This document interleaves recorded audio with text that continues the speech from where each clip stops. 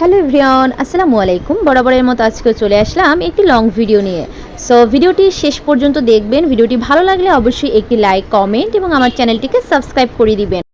গিয়েছিলাম বোনকে নিয়ে একটু হসপিটালে। তো জিজ্ঞেস করবেন না আপনারা যে কোথায় হসপিটালে গিয়েছিলেন? আমি বরিশালে গিয়েছিলাম। তখন হচ্ছে বোনকে নিয়ে একটু হসপিটালে গিয়েছিলাম, তখন ভিডিওটা করা।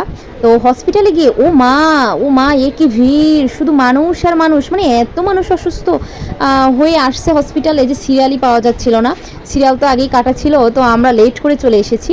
আমাদের সিরিয়াল আগে চলে গেছে, সেজন্য একটু ওয়েট করতে হয়েছে। তো এখানে এত ভিড় ছিল যে দ্রুত মানে ডক্টর দেখায় আমরা ওখান থেকে বের হয়ে আসি। এখন বাঙালি বলে কথা, ফুচকা খাবো না এটা কোনো মানে কথা, এটা তো আর হয় না। তো ফুচকা খাওয়ার জন্য আমার চিরপরিচিত একটি জায়গায় চলে গেলাম। এই জায়গাটি হচ্ছে বরিশালের একটি পার্ক। এখানে হচ্ছে আমি প্রচুর ঘুরেছি, এখানে প্রচুর সময় কাটিয়েছি।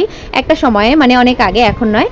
তো এখন বরিশালে আসার পরে ভাবলাম যে এখানেই বসি। এই মামার হাতের ফুচকা অনেক টেস্টি হয়। ছোটো ছোটো ফুচকাগুলো প্রচণ্ড ঝাল দিয়ে বানানো হয়। সো এখানে আমি 1 প্লেট করে 3 প্লেট ফুচকা খেয়ে নিলাম। আর বোন হচ্ছে বেলপুরি পছন্দ করে, পাশাপাশি হচ্ছে আখের রসটাও অনেক পছন্দ করে। তো ভাবলাম আখের রস আর বেলপুরি খাক, আমি না হয় ফুচকাই খাই। তো ফুচকা খেলাম, ফুচকা খেয়ে একটু আমিও আখের রস খেয়ে নিলাম। তো আশপাশটা ঘুরে দেখতেছিলাম, মানে এখানে তো অনেক ঘুরেছি আমি, অনেক অনেক সময় কাটিয়েছি এখানে।